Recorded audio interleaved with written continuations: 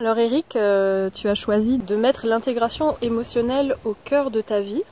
Qu'est-ce que c'est l'intégration émotionnelle pour toi? Pour moi, ça a d'abord été retrouver le contact avec mes émotions. Parce que je venais d'un parcours cartésien. En plus, étant un homme, souvent on me dit il ne faut pas pleurer, il faut pas. On a le droit un petit peu à la colère, mais bon, il ne faut pas avoir peur. Donc petit à petit, j'avais des expériences de vie qui font que je m'étais coupé de mes émotions. J'avais des bonnes carapaces et tout ça. Une fois, je suis allé voir quelqu'un et il m'a dit je peux rien pour toi parce que j'ai pas d'accès à ton système émotionnel. Tu as des cuirasses. Et donc, première chose qui a été nécessaire, c'était retrouver le contact avec mes émotions. Et notamment avec les émotions contractantes, souvent celles qu'on ne veut pas sentir. Parce que la joie, tout le monde veut la sentir, tu vois. On veut, tous, week-end, on va danser, on va voir un film, on veut boire un verre avec des amis, tout ça. Le soir, on veut changer les idées. Donc ça, tout ça, la joie, la détente, tout ça, tout le monde veut expérimenter, mais les émotions contractantes, on les fuit, quoi. Souvent, on essaye de ne pas les sentir, et finalement, on ne se rend pas compte c'est comme si on s'arrache un bras, quoi, en fait, en faisant ça. Et pour ma part, typiquement, la tristesse, j'étais plus en contact avec. Ça faisait plus de 10 ans que j'avais quasiment pas versé une larme. Et j'en étais fier en plus, tu vois. Je me disais, c'est ça être un homme, quoi. Donc, nickel. J'étais content de moi. Ouais, voilà. Et donc, ça a été retrouver le contact avec ça. Parce qu'en fait, et donc c'était ta question, pourquoi j'ai eu besoin de faire ça? Parce qu'en fait, j'étais rendu à un point où malgré 15 ans de zen, de parcours introspectif, sagesse orientale, d'essayer de comprendre comment c'est le bonheur et comment éviter la contraction, j'avais régulièrement de la colère qui sortait en trop plein, un peu comme cocotte minute qui déborde quand il y a trop de pression dedans. Et je ne savais pas comment faire. Et quand ça m'arrivait, je me disais, mais qu'est-ce que je fais de mes 15 ans de recherche introspective, méditation et tout ça, quoi? Qu'est-ce qui se passe en fait? C'est quoi le truc? Il doit y avoir quelque chose que je n'ai pas compris. Donc du coup, j'ai été chercher des réponses à ce moment-là, parce que j'en ai ressenti le besoin. Et là, j'ai compris, en fait, derrière la colère, il y a de la tristesse, derrière la tristesse, il y a de la peine, quoi, des besoins finalement qui ne sont pas nourris. Et donc, quand j'ai commencé à voir ça, je dis, ok, si tu veux démêler ta colère, il va falloir retourner en contact avec tout le reste, quoi, en fait. Y compris les peurs et tout ça. Tout un tas de choses finalement qui ne sont pas conscientisées en général. En plus, c'est ça le pire, c'est des choses qui sont souvent situées dans notre inconscient, dans notre système émotionnel, auquel on n'a pas vraiment d'accès avec notre conscience, dans une partie du cerveau qui est le cerveau limbique, qui est géré de manière comme automatique un peu. On n'a pas vraiment d'accès avec notre mental. Donc ça a été toute une reconnexion, tout un tas de compréhension nécessaire pour pouvoir réussir à aller visiter tout ça. Et tout ça, ça s'est fait au travers de l'intégration émotionnelle. C'est-à-dire recontacter ce qui est contractant, l'accepter, l'accueillir, le ressentir, alors que normalement, à un certain point, en tout cas, c'est trop pénible, on ne veut pas y aller. Mais voilà, j'ai rencontré quelqu'un qui m'a dit, là, si tu veux résoudre ce que tu aimerais résoudre, il va falloir que tu ailles prendre la responsabilité de tes émotions. Je lui ai dit, de quoi tu me parles? Et il m'a expliqué, et j'ai dit, d'accord, j'ai essayé. Et là, j'ai compris. Je me suis dit, ah ouais. Et donc, souvent, quand c'est trop souffrant, que la douleur, on commence à contacter la tristesse, et derrière, il y a de la peine qui est trop profonde, souvent, on n'y va pas, quoi. Parce qu'il y a tout un tas de... c'est trop pénible. On ne peut pas y aller tout seul. Et grâce à lui, parce que lui, il avait fait tout ce travail avant, qu'il lui-même, quelqu'un lui avait permis, c'était un peu comme ça du film. Ça se transmet, quoi, en fait. Et il a pu m'accompagner dans des choses contractantes qu'on a tous, finalement. C'est pas, au moins, au contraire, je trouvais que j'avais une vie plutôt paisible, calme. J'ai pas subi de guerre, j'ai pas subi de viol, j'ai pas eu de meurtre dans ma famille. Tu vois, j'ai plutôt une vie calme. Mais malgré tout, il y a plein de petits traumatismes qu'on a tous. Et qui laissent des traces et qui sont souffrants, quoi, qui sont stockés dans une boîte de Pandore, une petite boîte bien fermée. à laquelle quand on commence à la contacter, c'est trop souffrant, donc on referme et puis on va se divertir, quoi. Et grâce à l'intégration émotionnelle, donc aller au contact de ça, l'accueillir, l'accepter et le ressentir jusqu'au bout, jusqu'au point de surrendering, finalement, c'est le point où on capitule. On dit ok, ça m'écrase, ok, ça m'oppresse, tout un tas de choses intolérables, quoi. Des fois, c'est des questions de vie ou de mort qui sont protégées derrière. Mais ok, je vais le sentir en conscience. Je vais y aller avec ma volonté et ma conscience, je vais y aller le sentir. Et quand on fait ça, il y a un truc magique qui se passe. Quand on plonge suffisamment profondément dans ce qui est difficile à ressentir et ce qui est contractant, au bout d'un moment, il y a un truc dont j'avais jamais entendu parler malgré 15 ans de recherche dans tout ça. Et qui est assez magique et qui switch comme ça. Il y a un switch qui s'opère et on passe d'un truc archi contracté à un truc pouf, qui est au-delà du bien-être que moi personnellement j'avais jamais ressenti. C'était une plénitude, tout ce que je lisais dans les sagesses orientales que j'arrivais à comprendre intellectuellement mais que j'arrivais pas à incarner et vraiment à ressentir pleinement. Et d'un coup ça m'était accessible mais de manière incarnée, vécue, évidente dans ma chair et tout s'est aligné, quoi. Parce que je dis c'est ça en fait. En fait, si on veut accéder à tout ça, il ne faut pas y aller uniquement avec son mental et son cerveau. Et il faut y aller aussi avec son système émotionnel. Et il faut aller, comme dit Jung, visiter toute notre part d'ombre, chaque couche d'oignon, une à une. Ça a été une révélation, quoi. Et du coup, derrière, je me suis dit, c'est ça en fait. Et le jour où j'ai goûté ça, je me suis dit, je ne peux pas le garder pour moi en fait. C'est pas possible. Tout ce que je faisais à côté faisait plus sens, quoi. Mes projets autres, ça n'avait plus de saveur, ça n'avait plus de sens par rapport à ça. Non. Je me dis, maintenant je vais partager ça. Je veux déjà le vivre pleinement, parce que c'est trop goûtu. J'ai envie de vraiment l'approfondir pour moi. Donc je suis parti, depuis je fais plus que ça, c'est facile. Tout ce que je peux lire, tout ce que je peux aller faire comme stage, tout ce que je peux ressentir, toute ma vie, de toute manière, je l'ai réorganisé pour pouvoir mettre la lumière dans mes zones d'ombre. Et au final, j'ai refait un virage professionnel, un 3e virage professionnel. Je suis habitué maintenant. Et voilà, je me sens un peu comme dans mon 2e virage, un peu pionnier d'un truc, pour l'instant on n'en parle pas trop, mais où je vois un besoin criant qui s'ignore, quoi. Dans l'humanité, dans les gens autour de moi, dans tout. Vraiment, je pourrais en parler longtemps, mais dans mon 2e virage professionnel, ça m'avait fait ça.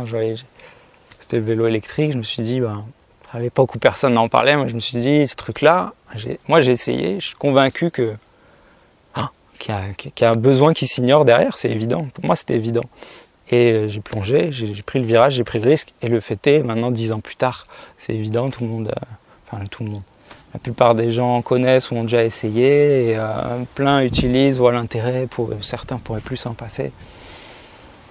Et je vois la même chose en fait, je me sens un peu pionnier aussi à ce niveau-là.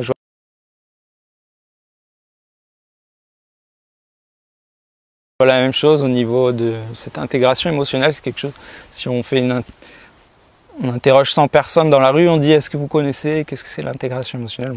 Probablement 99, et des poussières vont dire non. Mais pourtant c'est juste évident que c'est... Ouais, c'est un besoin qui s'ignore en fait. Comme peut-être au XVIIIe siècle, on se brossait pas les dents, maintenant ça ne nous viendrait pas à l'idée de pas se brosser les dents. Au XIXe siècle, on faisait pas de sport, maintenant c'est évident, le sport c'est bon pour entretenir le corps, la santé. On prend soin de soi, on se maquille, on se pomponne, on prend soin de son extérieur, ça c'est juste évident et je pense que ça le sera un jour dans un siècle minimum. Ce sera, je pense, aussi évident que c'est évident de se brosser les dents aujourd'hui. Qu'il faut prendre soin de son inconscient au final, qui représente 80% minimum. Les scientifiques, les neurosciences en parle bien. Hein, et à l'époque, je voyais ce chiffre, je me disais 80%, c'est énorme. Moi, quand même, j'ai l'impression d'être conscient d'une grande partie de mes choix, de ma vie. Mais maintenant que j'ai accès à tout ça, je me dis, ben non, 80%, c'est pas sous-estimé en fait. Bien sûr qu'on fonctionne de manière par des automatismes. Maintenant, ça me paraît évident. Hein. Mais voilà, c'est parce que j'ai été creuser tout ça en moi. Et ben voilà, ça me paraît évident qu'il faut prendre soin de ces 80% d'inconscient, parce que sinon, on a les caries qui arrivent, hein, les dents qui pourrissent.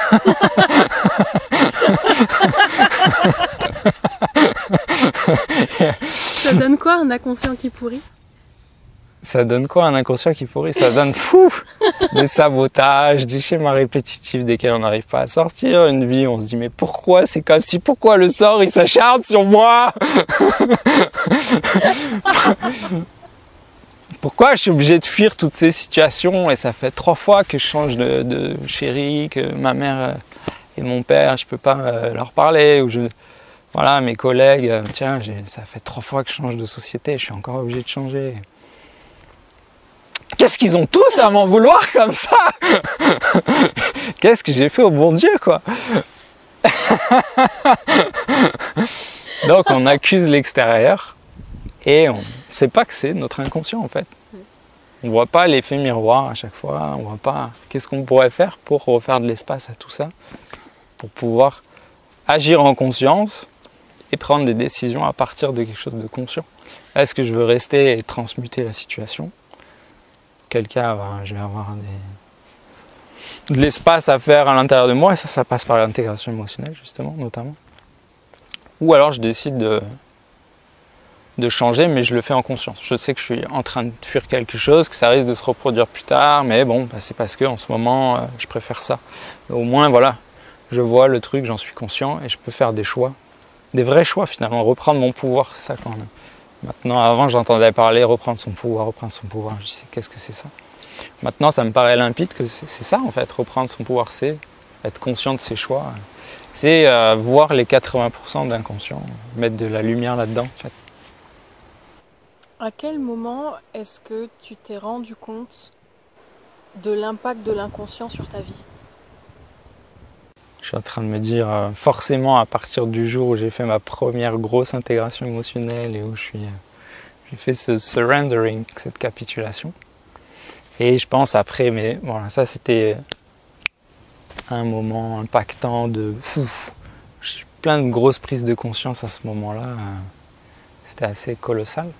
Mais je pense que c'est petit à petit, après en dépilant toutes les couches d'oignons. À l'époque où j'avais fait cette première grosse intégration, je me rappelle même sur le moment me dire « Oh, ça y est, j'ai vécu l'éveil » ou je ne sais quoi. Voilà, j'ai le mental qui a essayé de reprendre le dessus et qui s'est dit « Ouais, ça y est ».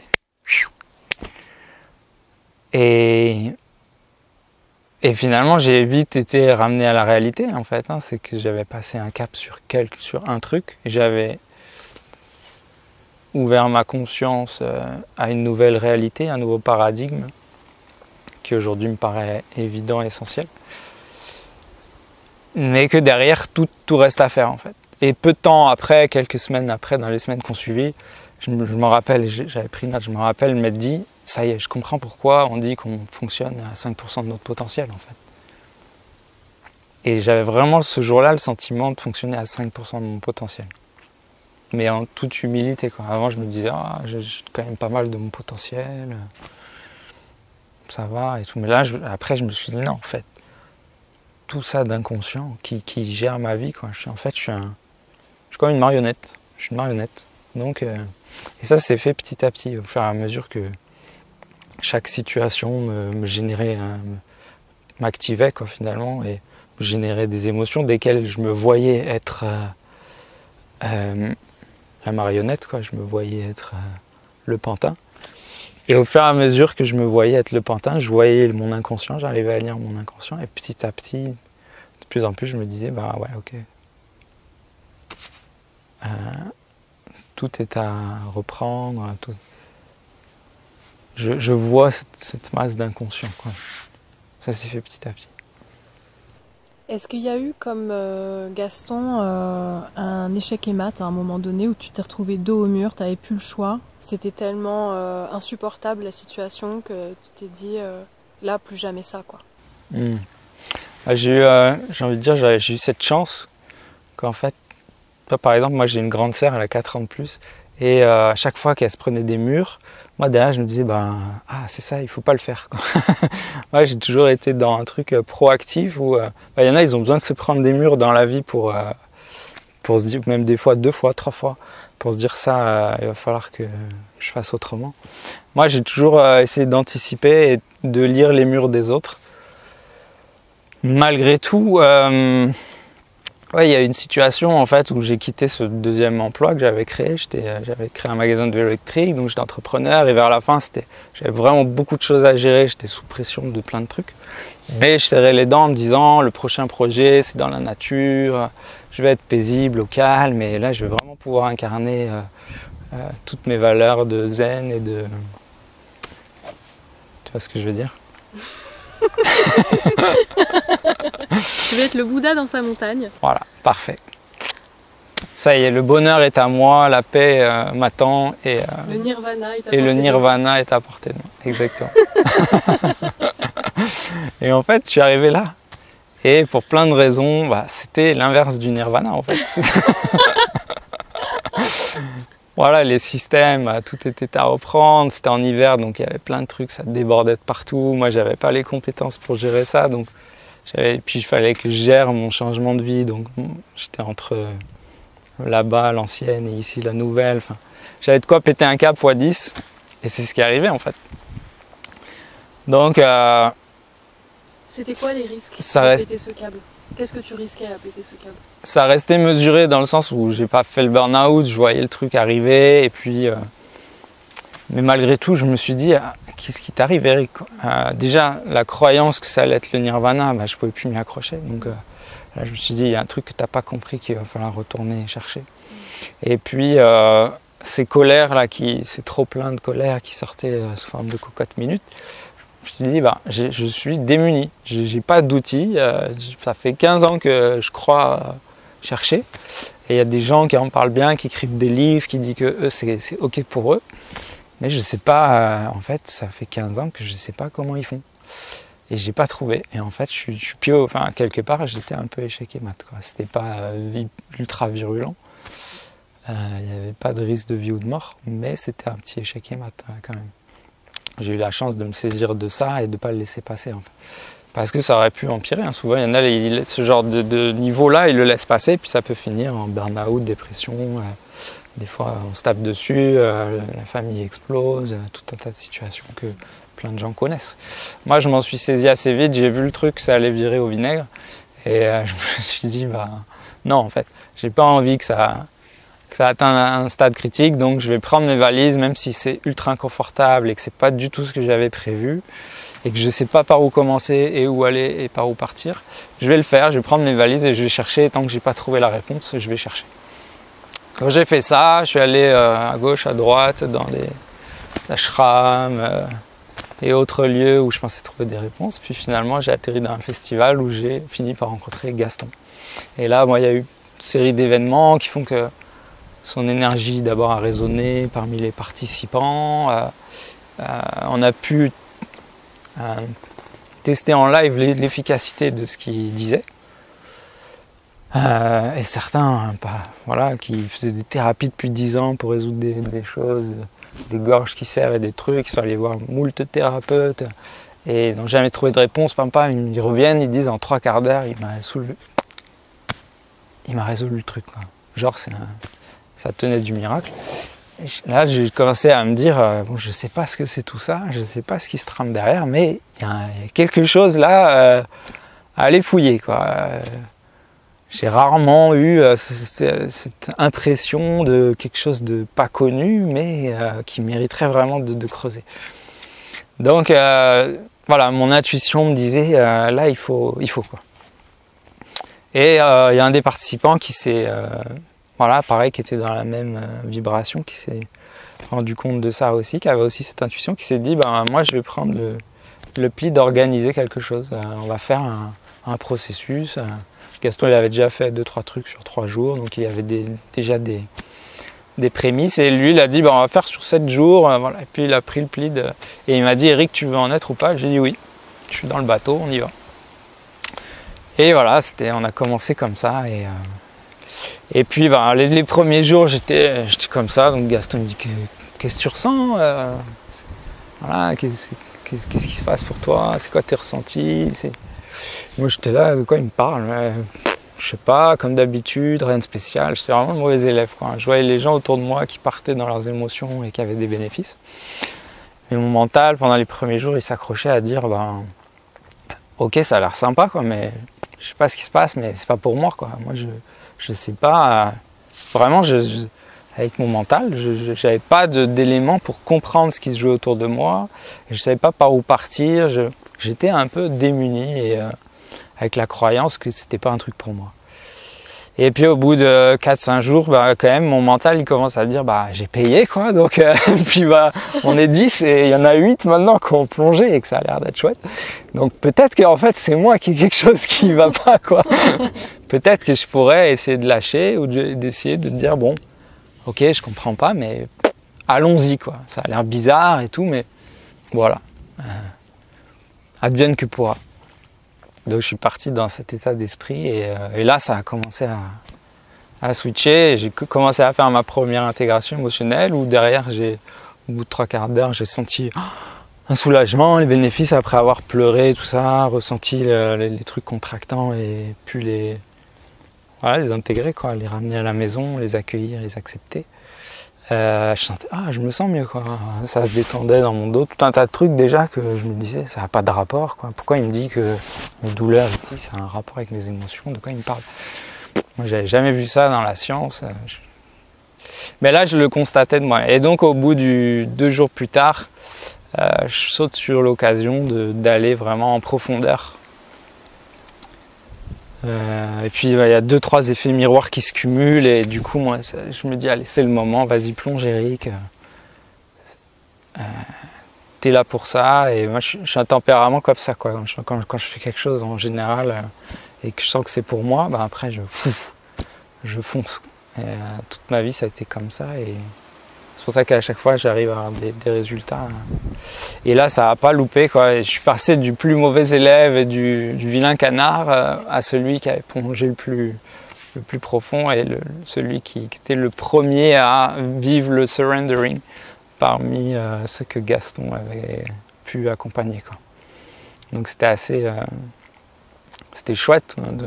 En plus l'anecdote marrante c'est qu'à la fin du stage il dit oui puis c'est les gens cartésiens qui sont fermés dans les émotions, qui pensent qu'avec le mental et tout ça. Et moi je les connais et puis c'est dur de leur faire goûter. Puis je lui dis bah tu sais je suis ingénieur, et puis il dit les ingénieurs notamment tout ça. Et je dis mais tu sais que je suis ingénieur. On a rigolé.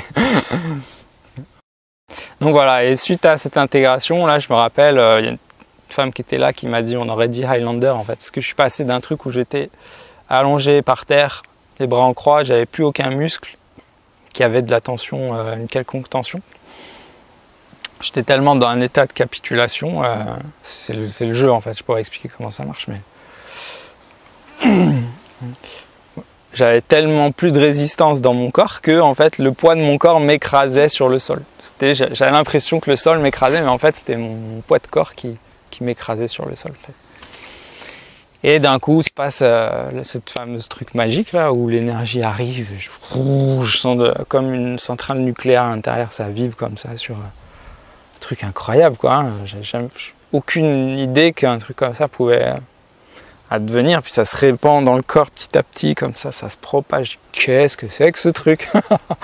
Et là la joie, toute l'énergie qui circule, je sens les bulles de champagne dans le corps, tout un tas de trucs. Qu'est-ce que c'est que ce truc quoi? Et l'énergie, les pleins poumons, le corps de Hulk quoi un peu, hein, tu connais. Ouais. Et là je prends un caillou, je me suis relevé d'un coup quoi, je prends un caillou, je balance comme ça. Je dis je peux pas garder ça pour moi en fait.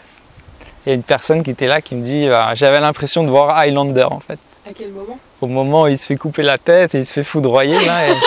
il reçoit toute l'énergie comme ça. Tu vois. C'est resté depuis à chaque fois qu'elle voit, elle m'a fait l'Highlander. Waouh, c'est parti de là. C'est parti de ce moment-là. Et depuis, je me suis dit, à la fin du stage à Gaston, je me dis, moi j'ai une maison, on va mettre des dortoirs. C'est au milieu de la nature, c'est parfait. J'avais un truc en projet un jour de faire quelque chose en rapport avec le développement personnel, mais je ne savais pas encore comment ni quand. Je me sentais un peu perdu de ne pas réussir à incarner justement le truc. Malgré 15 ans de recherche, je me disais, j'ai encore trop... Je l'incarne pas le truc, je peux pas encore le partager, je l'incarne pas. Et là, je me suis dit, ça y est, j'ai compris, tout s'est aligné, tac tac. J'ai dit à Gaston, on va mettre des dortoirs, puis on y va quoi. Il n'y a plus de doute, on y va. Et voilà, depuis on fait ça. Et depuis, alors c'est pareil, je me suis dit, avant que je puisse moi le transmettre, parce que tout ce que Gaston il sentait, ça me paraissait incroyable quoi. Je me suis dit, mais d'où il capte toutes ces antennes quoi. Soit c'est un extraterrestre, soit il a une vie qui n'est pas comme la mienne. Je me suis dit, moi, ça va me prendre 10 ou 15 ans avant de pouvoir faire un dixième de ce qu'il fait quoi. Et au bout de 6 mois, il y avait déjà des gens qui me demandaient de les accompagner. Et à ma grande surprise, je faisais des trucs qui me paraissaient juste impensables. J'avais des capteurs affûtés qui me paraissaient impensables. Et pendant longtemps, j'ai cru que j'étais quelqu'un qui sentait rien. Et finalement, après ces expériences, j'ai compris que j'étais quelqu'un qui sentait beaucoup, mais qui s'était verrouillé pour pas souffrir. Et depuis que j'ai vraiment conscientisé ça et que j'accompagne plein de gens et que j'ai pu aller au-delà des carapaces de plein de gens, et quand je dis plein de gens, je pense notamment à plein d'hommes surtout, parce qu'on est formaté un peu à ça dans notre société, et ben je me rends compte que c'est la plupart des hommes, quand on est comme ça en fait. On croit qu'on est tous des durs et des machins, et des guerriers, et qu'on ressent rien, et c'est chouette, et c'est ça qui est bien, mais en fait non, on est tous des petits garçons qui se sont un jour blindés et protégés et verrouillés, qui ont coupé les ressentis pour pas souffrir, et qui envoient sous forme de colère tout bouler autour de soi. Des fois au point de s'auto-saboter, de détruire la vie qu'on a rêvé de construire. Parce qu'on est démunis, on n'arrive pas à faire autrement, quoi. Parce qu'on s'est coupé des moyens naturels que la nature nous a donnés, de notre sensibilité et de tout ça. Toute cette beauté d'âme, on s'est coupé de tout ça. Et je croyais en être quelqu'un qui ressentait rien, qui était un guerrier, quoi. En fait, tout était juste latent derrière des cuirasses. Et depuis, j'accompagne des gens dans des trucs impensables. Et j'organise des stages. Combien de gens ont des ultra bénéfices. Ce que j'entends des retours qu'on me fait, c'est juste... presque, ça créerait... heureusement que ma structure mentale s'adapte vite, parce que si je reviens 5 ans en arrière, mon mental, il ne suit pas, quoi. Il ne peut pas comprendre l'avant-après. C'est impensable en fait. De toute façon, j'ai un de mes meilleurs potes qui m'a vu avant, après le premier processus. Il m'a dit, je sais pas ce que tu as fait, mais je veux le faire. Voilà, ça c'est parlant. Et voilà, et ça l'a fait à lui, mais depuis il y a d'autres potes qui sont venus le faire et qui eux-mêmes, quand ils rentrent chez eux, dernièrement il y a quelqu'un qui est venu à un stage, c'est sa compagne qui l'a amené et qui est venue le rechercher une semaine après. Elle a dit, mais qu'est-ce que vous avez fait à mon mari? Je ne sais pas ce que vous lui avez fait. Enfin, c'était pas son mari, à mon compagnon, quoi, c'était pas marié. Qu'est-ce que vous avez fait à mon compagnon, quoi? Merci. Je ne sais pas ce que vous lui avez fait, mais merci. Il a le regard qui pétille, il est présent, il est plein, il s'est ouvert et tout, mais vous m'avez fait un cadeau à moi, quoi, en fait. Merci. C'est des trucs de cet ordre-là qui en ressortent, c'est impensable. Le mental, il ne peut pas comprendre, en fait.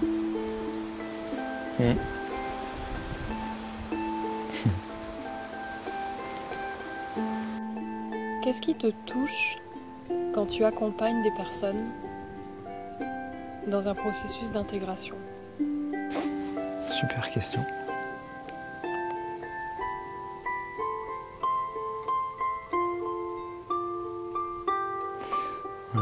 J'ai plusieurs choses qui me viennent en même temps. La première chose, c'est que pour pouvoir bien accompagner les personnes, c'est que... et là, je vais expliquer un petit truc avant. c'est qu'il faut pouvoir être en résonance avec ce qu'elles vivent en fait.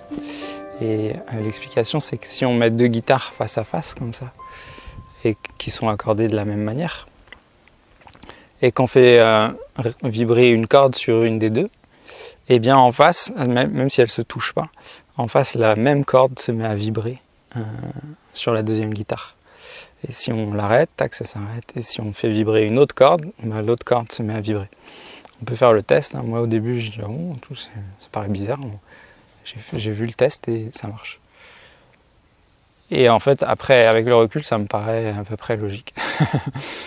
Mais bon, encore un truc. Et voilà, et donc les émotions, c'est pareil, ça marche par résonance. Et quand quelqu'un est triste, bah, si on se laisse, si on est fluide dans ses émotions et qu'on est un peu du coup, on va se mettre en empathie. Naturellement, l'humain, il est comme ça. Si on ferme pas la porte, et ben, on va résonner avec la tristesse de l'autre, en fait. Sauf si c'est quelque chose qu'on n'a jamais vécu, à laquelle on est fermé parce que c'est trop souffrant. Il peut y avoir plein de choses qui font qu'on ne va pas raisonner sur tel et tel sujet. Mais au fur et à mesure qu'on fait des intégrations émotionnelles justement et qu'on intègre pour soi de plus en plus de choses, qu'on s'ouvre à ces choses et qu'on est de nouveau capable de les ressentir finalement, et bien on est en capacité de se mettre en résonance avec la personne, avec une autre personne quand elle traverse ça. Et plus on fait de l'espace en soi, pour les choses de la vie, et plus on est capable de rentrer en résonance avec les personnes en face pour les mêmes choses. Et du coup, qu'est-ce qui me touche? La personne, elle traverse une chose, mais cette chose-là, moi-même, soit je l'ai déjà traversée, je m'y suis déjà ouvert, donc elle le traverse, ça me touche parce que je le connais.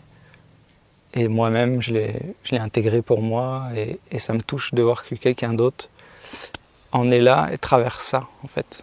Je suis en empathie à ce moment-là avec la personne. Donc ça, c'est une première chose qui me touche. Et après, l'autre chose qui me touche, c'est de me dire, en fait, il y a un jour, il y a quelqu'un qui m'a tendu la main. Il y a quelqu'un qui a fait ça pour moi, en fait. Il m'a tendu la main. Tu vois, là, ça, je me laisse toucher, en fait. Et ouais. Parce qu'un jour, j'étais dans l'ignorance, mon inconscient était encore plus colossal qu'il est aujourd'hui. Et il y a quelqu'un qui avait déjà fait le job, quelqu'un à qui on avait tendu la main et qui m'a tendu la main à son tour. Et ben moi aujourd'hui, c'est moi qui tends la main à quelqu'un. Waouh, ça me touche.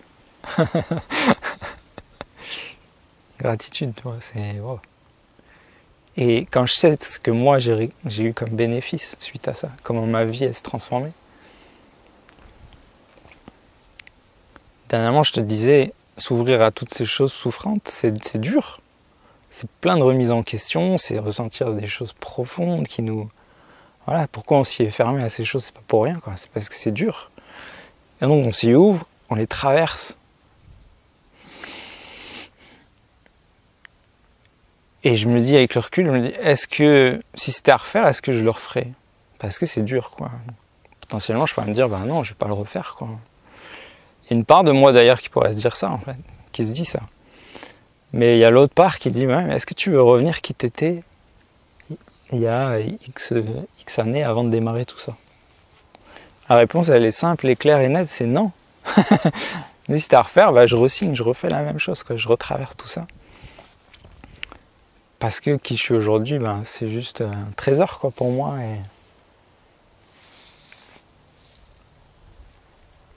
Et de voir que je suis capable aujourd'hui de tendre la main à quelqu'un et que grâce à ça, il va avoir peut-être un jour les bénéfices dans sa vie que moi j'ai pu avoir.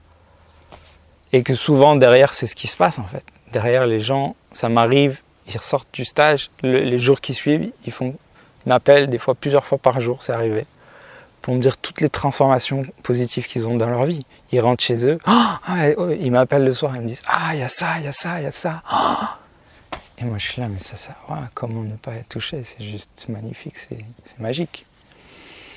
Ça me touche.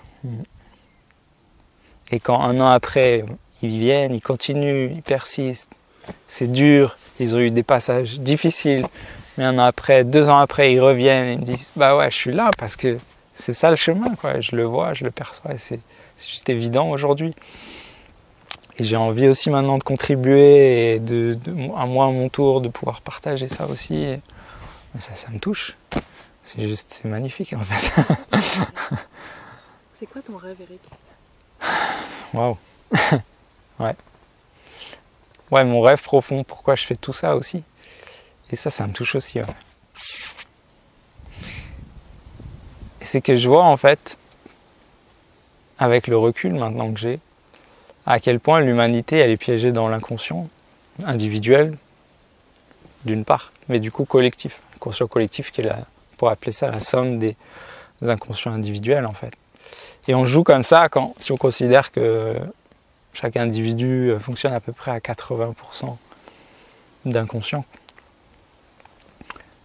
Comme je disais tout à l'heure, on peut se rendre compte que le monde, en fait, si on fait la somme des inconscients individuels, le monde fonctionne à 80% sur de l'inconscient. Et le jour où j'ai commencé à réaliser ça, et vraiment, mais pas juste mentalement, mais vraiment dans mes cellules, quoi, de le comprendre, de le sentir et de l'inquiéter, je me suis dit, waouh, est-ce que je continue à mettre mon énergie dans autre chose que essayer de véhiculer ça, que j'ai eu la chance un jour de percevoir, que peu de monde a perçu encore, c'est ce que je sens, c'est ce que je perçois. Et moi j'ai eu la chance que c'est venu sur mon chemin, en fait. Et est-ce que maintenant je suis en mesure de faire autre chose que véhiculer ça?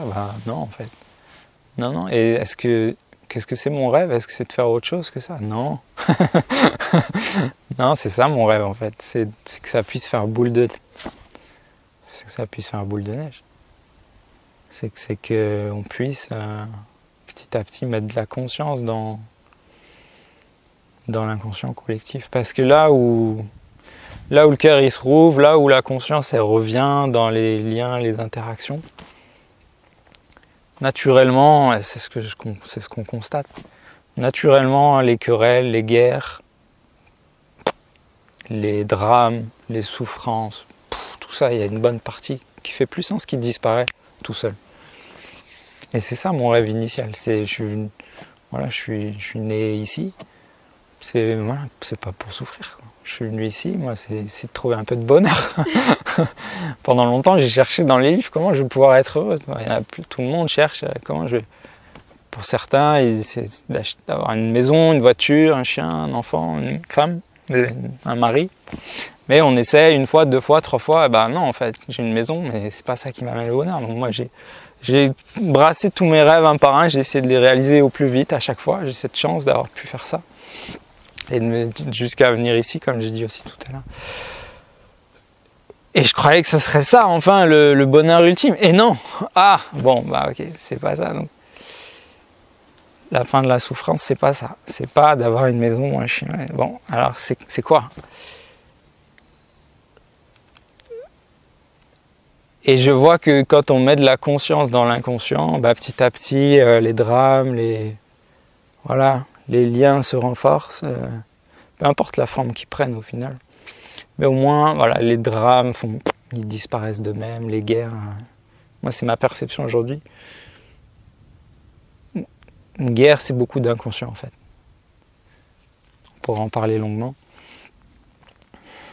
Et mon rêve, c'est ça, c'est de pouvoir vivre quelque chose d'autre que des mélodrames et de pouvoir faire la paix entre humains qu'on est. Ouais, c'est ça mon rêve. Est-ce que tu le goûtes déjà? Ce rêve, est-ce que tu le goûtes déjà?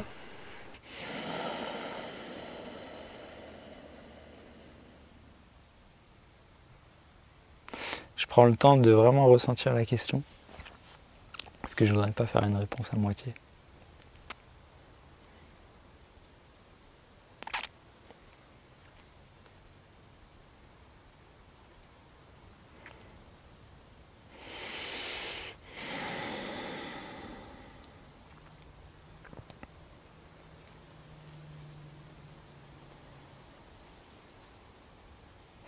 Et dans est-ce que tu le goûtes déjà, j'entends plusieurs choses et je sens que c'est ce qui fait que j'ai pas une réponse spontanée. Et du coup, ma réponse est scindée.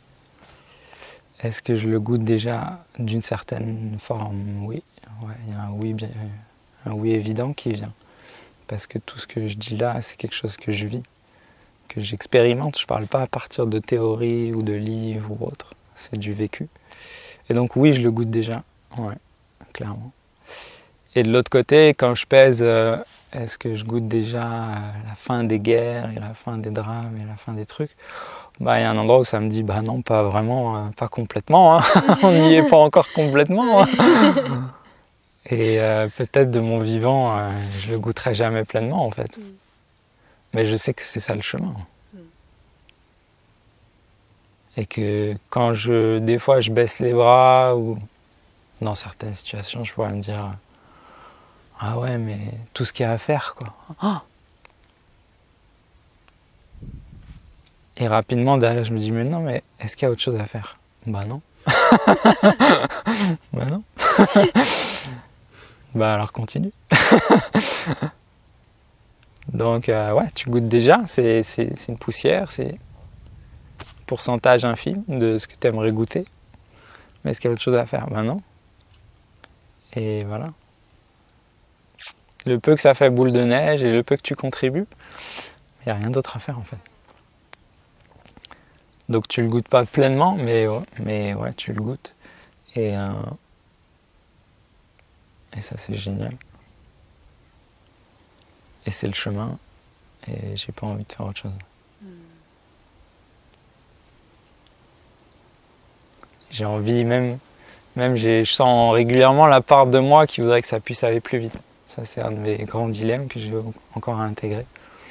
C'est de vouloir que ça puisse aller plus vite. Ah, c'est comme quand j'ai lancé le vélo électrique la première année, c'était un calvaire pas possible, hein, personne connaît et moi je suis convaincu d'un truc. Comment réussir à convaincre les gens autour? Bon là je faisais essayer et puis les gens ils revenaient avec la banane. Ah. Mais malgré tout c'était une poussière hein, à l'époque, c'était voilà, il y a une ville de 400 000 personnes. Moi je fais essayer à 10 personnes par jour peut-être, au mieux. Ça fait combien? Quelques milliers par an, tout au plus. C'est des chiffres gonflés. Est-ce que je goûte vraiment mon... Voilà. Et là, j'ai le sentiment de la même chose, en fait. Il y a 7 milliards d'individus. Est-ce que je goûte vraiment la paix qui se propage à la vitesse où j'aimerais et la conscience qui se propage à la vitesse où j'aimerais? Non, je ne le goûte pas pleinement. Je me sens un peu frustré parfois de ne pas pouvoir le goûter plus. Mais est-ce qu'il y a autre chose à faire? Non. Est-ce que je dois intégrer ma frustration, que ça aille pas plus vite? Ouais. Est-ce que je le fais et je continue? Bah ouais. C'est ça qui se passe pour moi. C'est quoi pour toi la prochaine étape, le prochain petit pas sur ce chemin?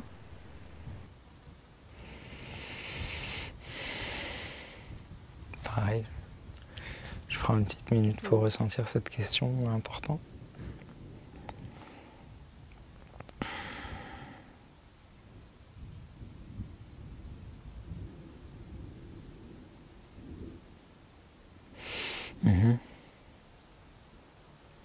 Ouais, j'ai des choses évidentes qui m'arrivent.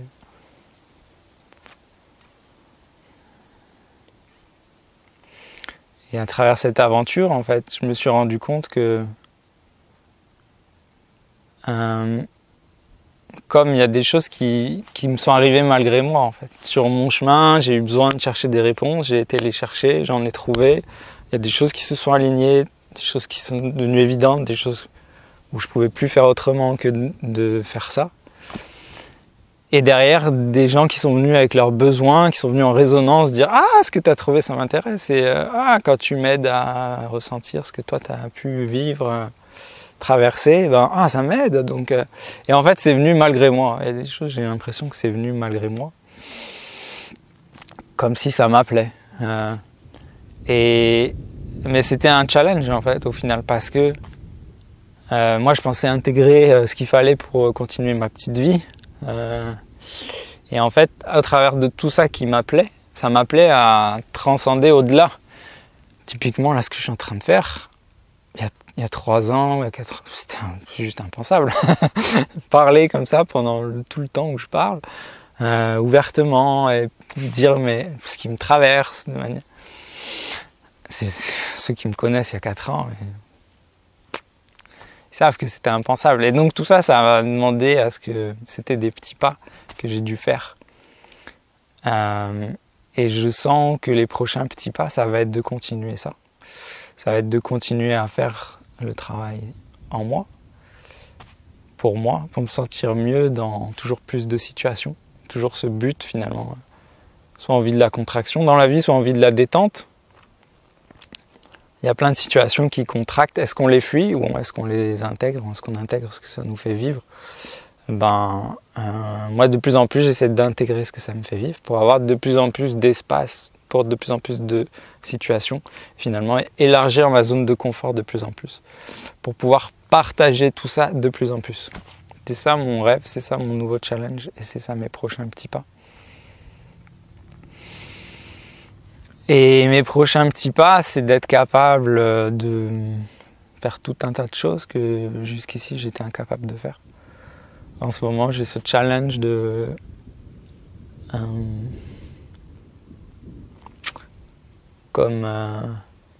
quelqu'un m'a dit, t'es le capitaine d'un bateau dernièrement. Je dis, mais de quel bateau tu parles? Moi, j'ai jamais demandé à être capitaine de quoi que ce soit. Moi, j'ai toujours voulu faire ma petite vie tranquille.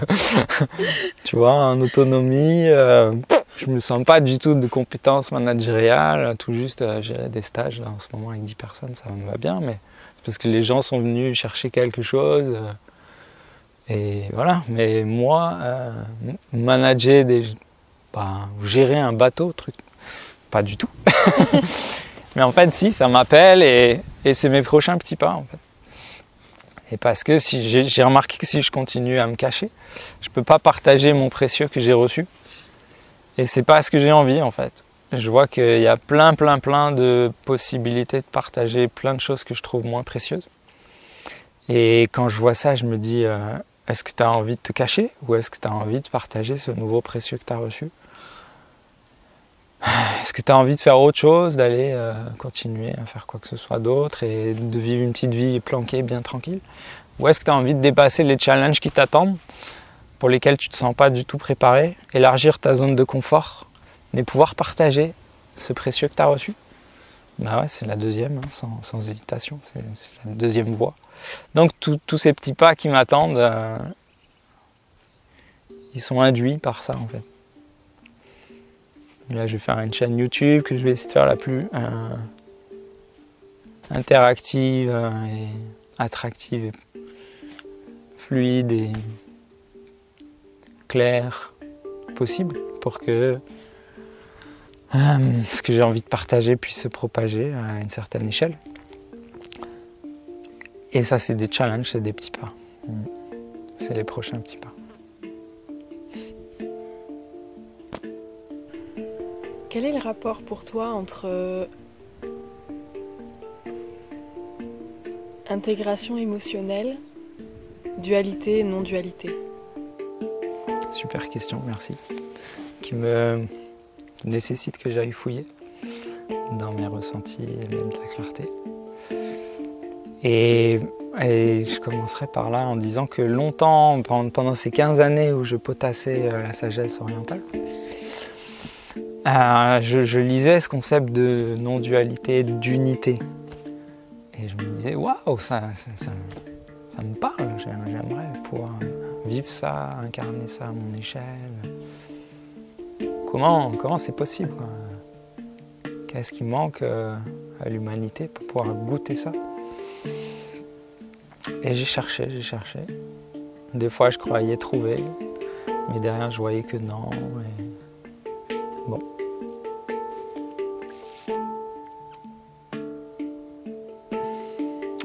Et le jour où j'ai goûté l'intégration émotionnelle, goûté ce que ça faisait de l'intérieur, où j'ai pu vivre dans mes cellules cette expérience, je me suis dit, ok, si d'un truc contractant qu'à la base j'aurais tendance à rejeter en fait, à vouloir ne pas ressentir, ne pas vivre, ne pas... Voilà, c'est mon ennemi, c'est hors de ma zone de confort, c'est tout ça quoi.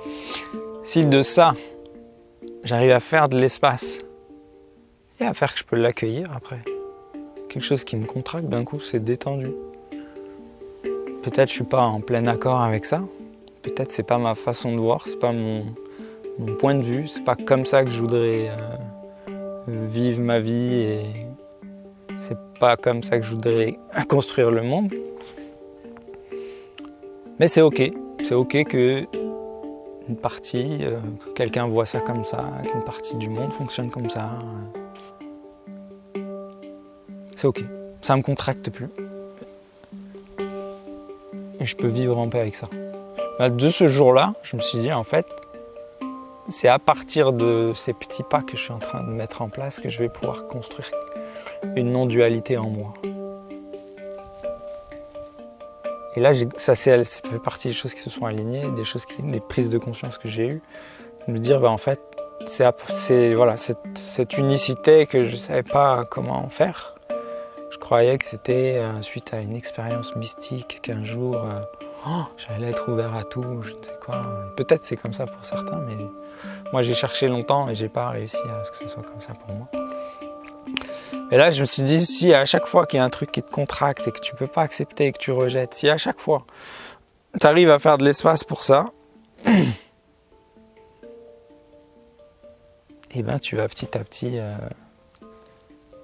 vivre l'unité, incarner la non-dualité.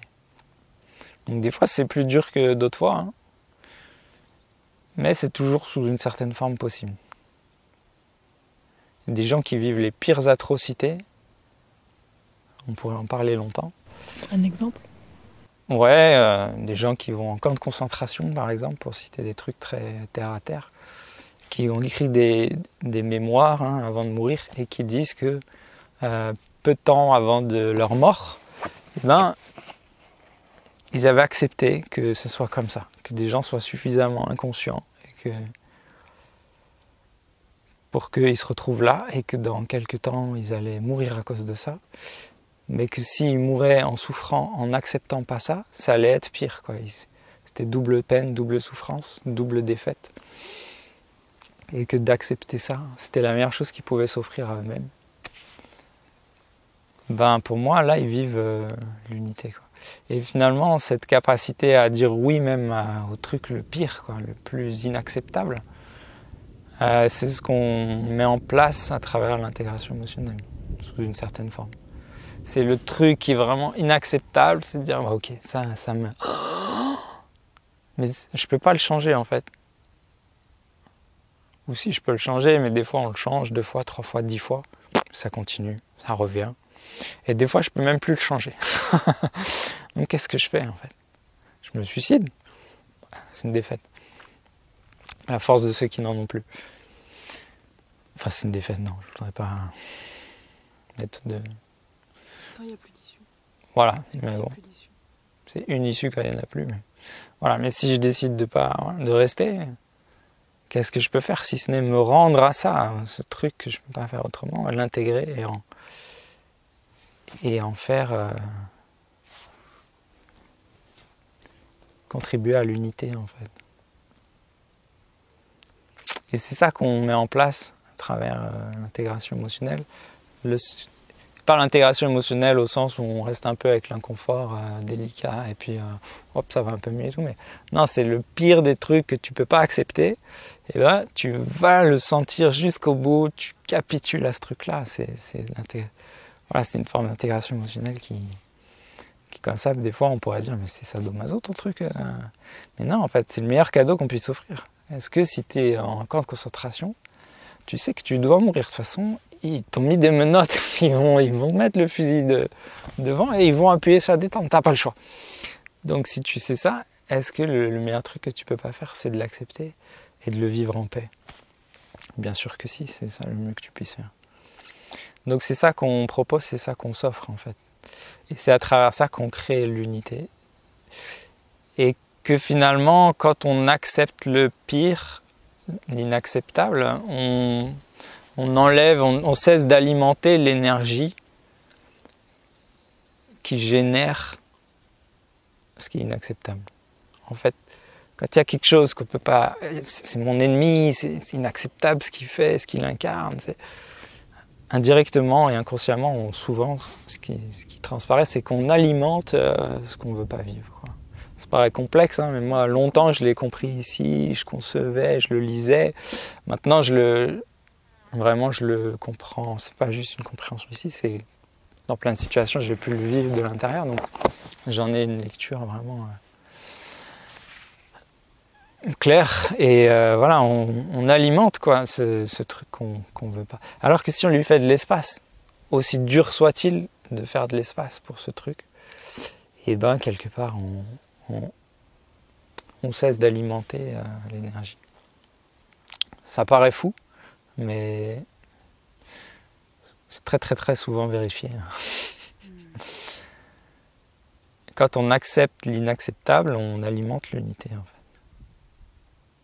Et longtemps je le lisais sans savoir comment le vivre, sans savoir comment faire, sans savoir... Mais de quoi il parle ? Comment c'est possible ? J'aimerais bien mais je peux pas, j'arrive pas. Et ben à travers ça, j'ai commencé à comprendre, à réussir en fait.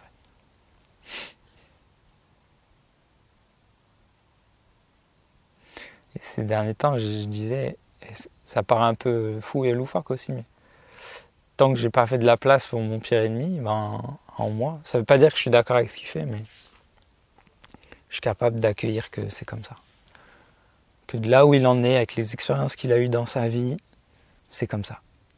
Et je peux soit m'en aller, soit... Mais si j'essaie de le combattre, probablement je vais continuer de faire, voilà, d'alimenter ce qu'il fait, voire je vais le renforcer en fait. Et le jour où je dis bah c'est ok, voilà, c'est vraiment dur pour moi, je suis vraiment pas d'accord avec ce qu'il fait, mais j'ai capitulé, j'accepte, c'est d'accord. Bah, ce jour-là, je fais de la place pour ça, et la personne en face, elle se sent acceptée, entendue, comprise, et souvent ça la désarme en fait. Tout ce qui fait qu'en lui ou en elle, ça combat, d'un coup, ça a moins de prise. Ça se détend. Parce qu'il n'y a plus d'opposition. Ouais, il n'y a plus d'opposition. C'était un peu ce qu'il a fait Gandhi, hein, quelque part. Ouais, j'aime beaucoup sa parole, soit le changement que tu veux pour le monde. Et longtemps, c'est pareil, je la comprenais ici, je n'arrivais pas à le vivre. Bon, maintenant, j'ai le sentiment d'y arriver de plus en plus. Et c'est ça qu'il a fait en fait. Il y avait les Anglais qui étaient là, il a dit qu'est-ce que je fais ? Est-ce que je leur tape dessus ? Bah non, ils sont plus forts. Est-ce que je me soumets ? Bah non, j'ai pas envie. Donc qu'est-ce que je fais ? Bah j'accueille. Ni je me soumets, ni je combats. J'accueille. Et qu'est-ce qu'ils ont fait les Anglais ? Ils ont fini par partir. Parce que c'est ok quoi. Face à des gens qu'on peut plus... Ils pouvaient les tuer tous, hein, mais c'était à quoi bon ? Ou voilà, c'était des gens qui cessaient d'alimenter leur truc à eux, leur soif à eux, leur truc. Et du coup, c'est ok, la paix elle s'installe et on rentre chacun chez soi et on se comprend, on s'accueille avec nos différences et on crée une forme d'unité de plus en plus.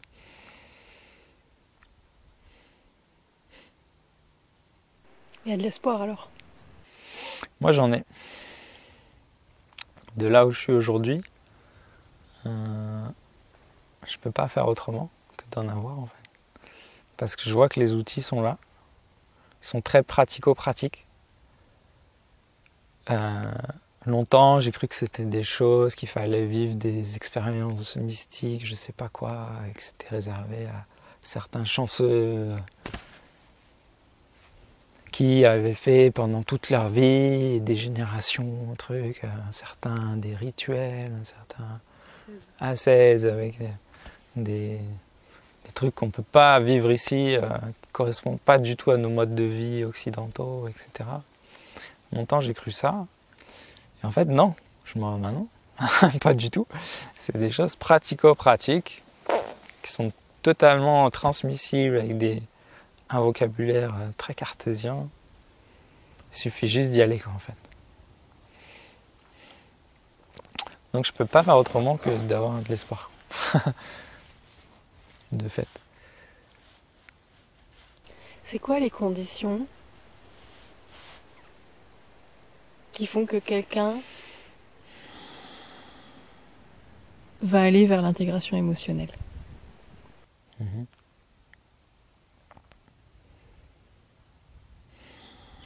Malheureusement, souvent, c'est le fait d'être dos au mur, comme on dit. C'est échec et mat. Quand on a le burn-out, quand on a le cancer, quand on a la situation catastrophique avec le divorce compliqué, le licenciement quand on tombe au fond du trou. Si à ce moment-là, on a la chance de croiser quelqu'un qui nous permet de découvrir ça, bah, des fois, on s'ouvre à ça. C'est le drame humain, c'est de ne pas pouvoir s'en saisir plus tôt, en fait.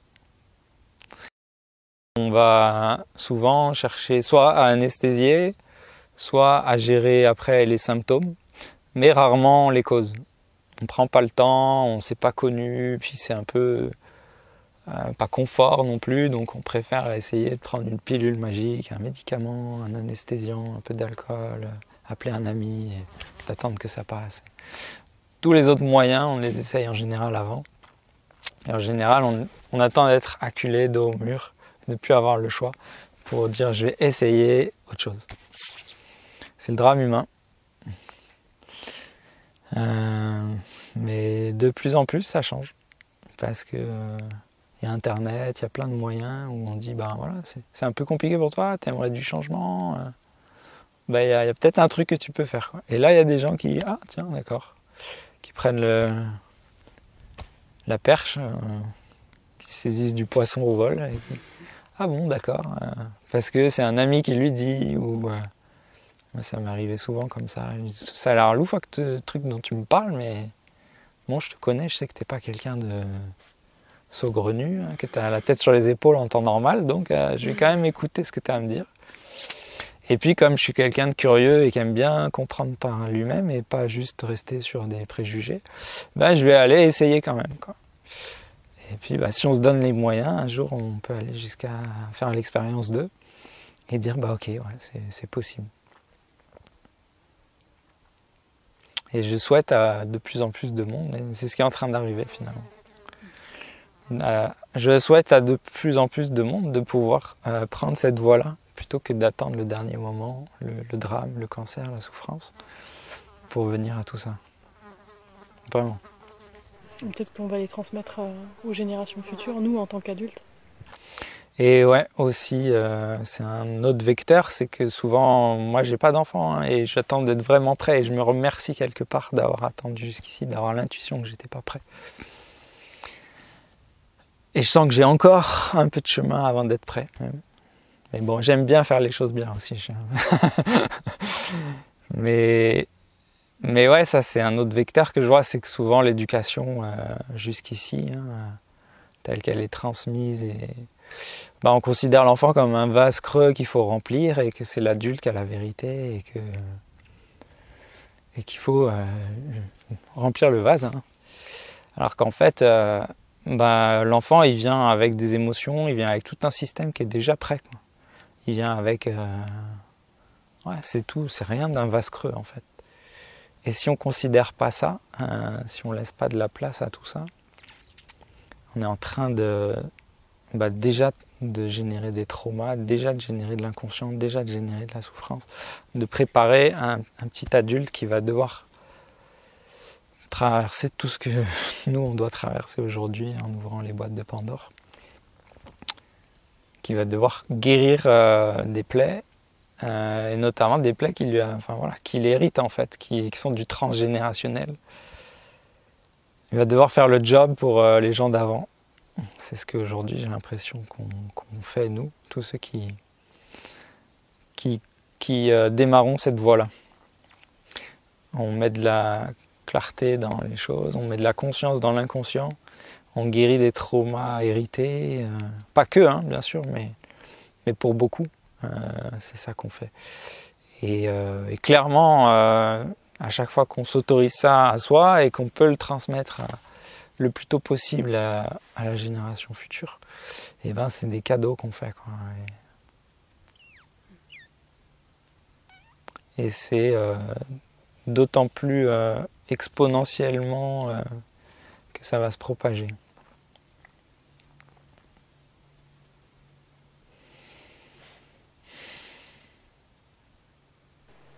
Un dernier mot? Quelque chose que tu as envie de partager, qui te vient? Alors là, je vais prendre le temps de me laisser toucher, parce que je crois que c'est ça que ça me fait déjà.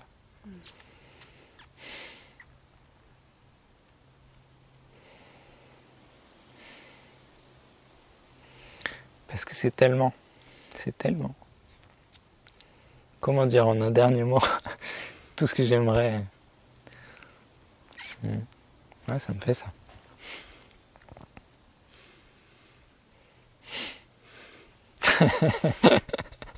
C'est pas rien. C'est pas rien. Et je crois que ça parle de lui-même en fait. Je sais pas s'il y a vraiment besoin de mots au final. Parce que si je disais 3 phrases, ce serait tellement peu. Donc je crois que c'est ça mon mot de la fin en fait. Ouais.